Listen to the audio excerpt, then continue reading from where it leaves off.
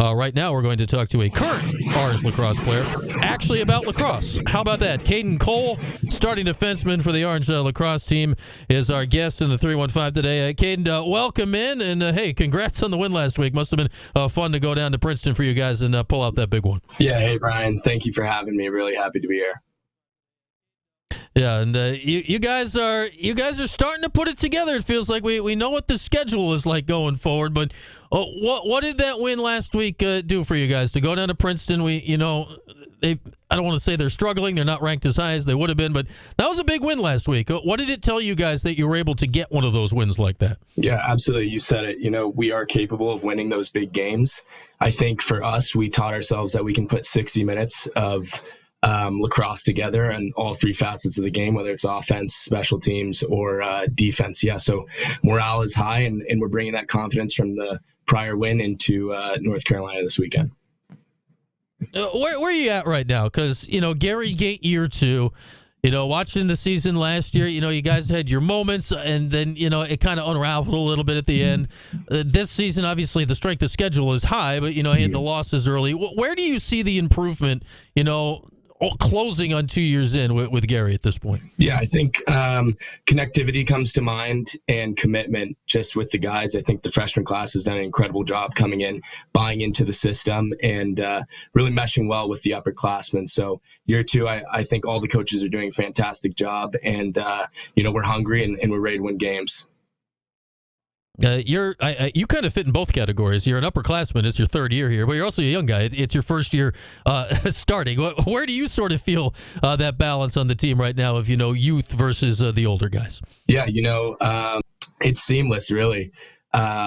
Everyone gets along. The defense, I think everyone gets along personally. Will, Mark, and I are from Danville, California together. So that's a plus for me, especially starting in my first year. And then, guys surrounding me, giving me the confidence and letting me know I'm doing a good job and pushing me if I'm not. You mentioned 2 California guys that ended up here, and you both took, different routes to get here. I mean, you were a big-time recruit, but, prep school out this side. We know that Will got here. He's playing at LIU and transferred up. How strange is it you both ended up in the same destination starting for the same defense? Yeah, I don't find it strange at all, actually. We've been longtime friends. And when I knew he was hitting the portal, I said, you got to come to Syracuse, and connected him with the coaches, and the rest fell into place. So really happy to have him. He's obviously a fantastic player and a better person off the field. All right, Caden, we've been doing a lot of talk about the transfer portal this week for reasons nothing to do with your sport, but obviously lacrosse is, lacrosse had the not sit out transfer rule for many years before it became a thing in basketball and football as it is now. Well, we talk about NIL and all the billion things that go into the portal. Well, what is the role of that, of players just knowing a guy on another team and saying, hey, coach, my buddy goes to this school, and you know what, he's pretty good. You might want to actually give him a call and see what he's all about. Yeah, I think a couple things there. With NIL, it kind of changes everything, right? I think players, unfortunately, are motivated by money nowadays. I don't know about lacrosse specifically, but, you see it in the headlines and whatnot, and some of the bigger money producing sports, football and basketball. But in terms of guys transferring, I think that, a personal connection always helps. And with Will, it helped here. And it's obviously helping at other schools as well. Guys want to play with their friends and whatnot. And I think what we've seen, Caden, it's maybe a little different. You say maybe it's not the money in lacrosse. And tell me if I'm wrong here, though. One thing I've noticed with transfers in lacrosse, the Will Bowen example, he's at Georgetown, stands out. He was at Carolina for 3 years, and like everyone knew he was going to Georgetown because he wanted to go to the business school there. What have you noticed about guys, especially with the COVID year and the extra years, saying, hey, I can go to another school and start a grad degree or get a grad degree, and hey, I'm going to play good lacrosse, but I'm using it to get ahead in life while I'm at it. Absolutely. I think it's, it's obviously an interesting scenario where you have guys from their COVID year having that extra eligibility, taking it for a grad year and trying to head into graduate school, I think is awesome. And it's helping grow the game and keep these guys in the game longer.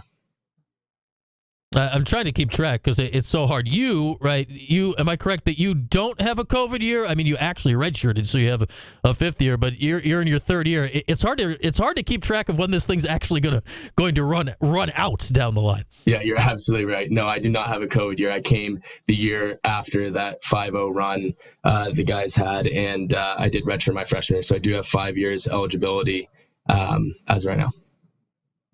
Yeah, ironically, sports that ended right around when your freshman season was starting, they do have COVID years. Like people that played basketball in the spring, that's that COVID year. So if anybody has a whole list of that, you're more on top of it than most. But Caden Kol, starting defenseman for the Orange lacrosse team, is our guest right now. And Caden, this is your second year playing defense under Dave Petramala. What is it like to play for Petro? It's incredible. He's one of the best to ever play the game. So anything he says, you definitely hold on to and you think about while you're playing. I think he has a great relationship with all of us players, and that helps in the long run, right? When you're down the stretch, things are getting hard, and your coach has your back. What has it been like to learning his defense? Because I think people talked about last year. There was a lot of veterans around. You played mostly man down last year. It's your first year starting, but there's an old system. You got to learn new ways. The whole thing. Now it's more young guys back there and guys fresh to it. Is it easier to pick up when you hadn't been starting in another system the years leading into it? Yeah, I think it's different for everybody, but lacrosse is the same anywhere you go, right? So you learn how to play defense when you're young. You go to collegiate level team, you play defense there. You come over here. Terms might be different, sets might be a little bit different, but if you have a knack for the game, it comes pretty easily. And I think especially this freshman class and Will have done a great job getting a hang of Coach Petramala's defense. And we were talking about Will Mark, and I didn't actually ask you about his play.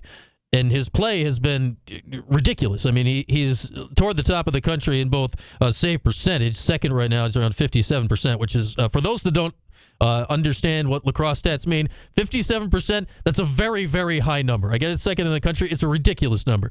And he's seventh in the country in total saves. Are you used to it yet, playing in front of a guy that's putting up numbers like that? And I guess the style he's doing it's a very unique style he plays back. Yeah, I'm his biggest supporter, honestly. Huge advocate of Will. I think he makes playing defense a little bit easier, right? You can let shooters take a further out shot because he's going to save the ball, or he has a good eye from outside. So all around defense, I think it makes everything a little bit more seamless. I always ask this of defensemen about their goalies. What is Will's communication style? Because for those that don't understand, it's one thing to make the save, and obviously that is a significantly important skill for goalies. But in many ways, more important is how he gets the defenders organized in front of him. What is his voice like behind you? Yes, sir. Yeah, he has an incredible voice. The one thing that I take from him and try to lead as well with is he holds guys accountable, right? If he knows guys aren't giving a good effort and we're giving up shots that we shouldn't be, or if we're playing bad on ball defense and he's getting poor shots right in front of the cage and tough saves to make, I think that he holds guys accountable, gets in their grill a little bit, and it helps the defense overall. Caden Kol is our guest, starting defenseman for the Orange lacrosse team. And Caden, Joey Spallina came in with every accolade that exists in lacrosse. Number one recruit in the country, All-American this, All-American that. Everyone has known his name for a long time, and he plops on the 22. That can lead to a lot of things, right? With a guy like that going into the locker room, it doesn't feel like any of the negative side of that has come out.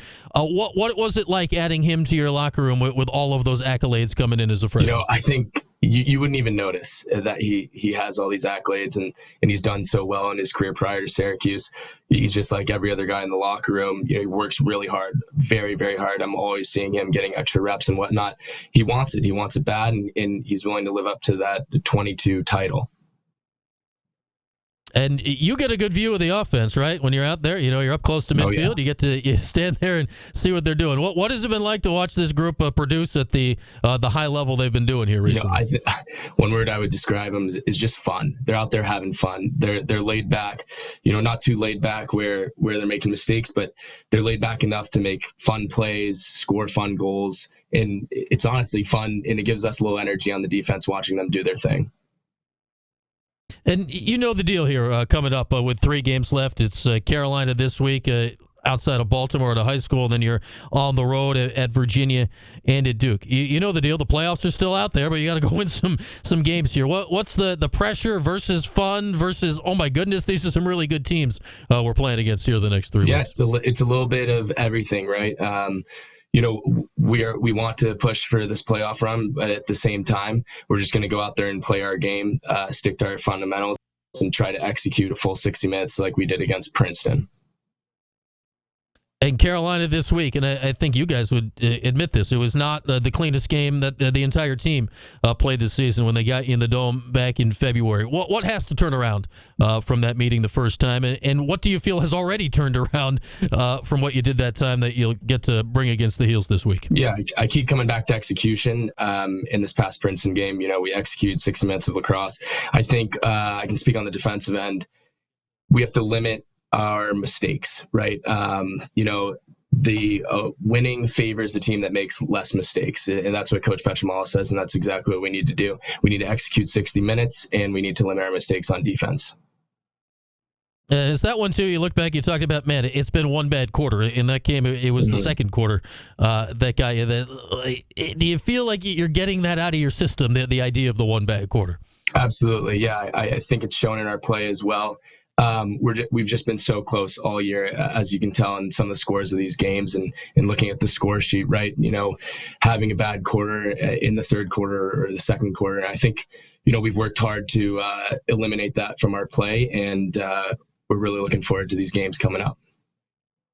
All right, Caden. Well, good luck this week with the Heels, and then what's to come with Virginia and Duke here in the next couple weeks after that. Hopefully all goes well. Great to talk, and we'll be watching here this Saturday. So good luck to you. Thank you so much, Brian.